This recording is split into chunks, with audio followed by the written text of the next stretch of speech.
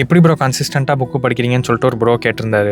Actually நான் அவ்வளோ consistent கிடையாது. எப்படியாச்சும் கன்சிஸ்டண்ட்டாக இருக்கணும்னு சொல்லிட்டு தான் இந்த சேலஞ்சே ஸ்டார்ட் பண்ணேன். இந்த வீடியோட எண்ணில் நீங்களும் புக்கு எப்படி ரீட் பண்ணலாம்னு சொல்லிட்டு ரொம்ப ப்ராக்டிக்கலாக எக்ஸ்பிளைன் பண்ணியிருக்கேன். ஆக்சுவலாக கன்சிஸ்டண்ட்டாக இருக்கிறதுனா எல்லா நாளும் ஒரே மாதிரி இருக்காது. ஒரு நாள் 1 மணி நேரம் படிப்பேன், ஒரு நாள் அரை மணி நேரம் படிப்பேன், ஒரு நாள் 20 மினிட்ஸ் படிப்பேன், ஒரு நாள் 1 or 2 பேஜஸ் தான் படிப்பேன். ஆக்சுவலி எப்போ ரொம்ப சேலஞ்சிங்காக இருக்கும்னா ஒரு விஷயத்தை அப்படியே கம்ப்ளீட்டாக ஸ்டாப் பண்ணிட்டு திரும்ப ஸ்டார்ட் பண்ணுறது தான் சேலஞ்சிங்காக இருக்கும். ஆனால் அதை பண்ணி தான் ஆகணும். It happens. நம்ம எல்லாருமே வேறு வேலை இருப்போம். ஒரு சில நேரம் ரொம்ப பிஸியாயிரும். அப்போ ரீட் பண்ண முடியாது. ஓகே, முடிஞ்ச அளவு சீக்கிரம் திரும்ப ஸ்டார்ட் பண்ணுறது நல்லது. நான் ஒரு 100 டைம்ஸ்க்கு மேலே விட்டுட்டு திரும்ப ஸ்டார்ட் பண்ணியிருக்கேன். Reading books is one of the best things that you could do for yourself. எனக்கு ரொம்ப ஹெல்ப்ஃபுல்லாக இருக்கிற ஸ்ட்ராட்டஜியை உங்களுக்கு நான் இந்த வீடியோவில் சொல்கிறேன்.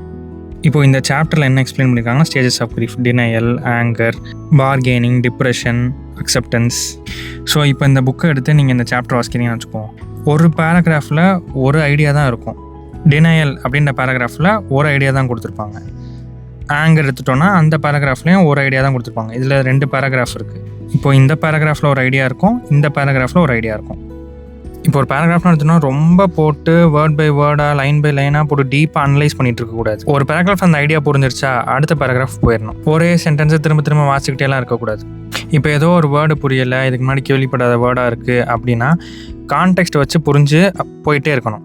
இல்லை அப்படியே அதே பேராகிராஃப்லேயே நின்றுட்டு இல்லை வார்த்தை புரியலை அப்படின்னு சொல்லி திரும்ப டிக்ஷனரி பார்த்துட்டு இருந்தீங்கன்னு வச்சுக்கோங்களேன், மூவ் ஆன் இருக்கவே மாட்டீங்க, மோட்டிவேஷன் போயிடும். இதை ட்ரை பண்ணி பாருங்கள், ஹெல்ப்ஃபுல்லாக இருக்கும் நம்புகிறேன். தேங்க்ஸ் ஃபார் வாட்சிங் this video. Catch you guys in the next one.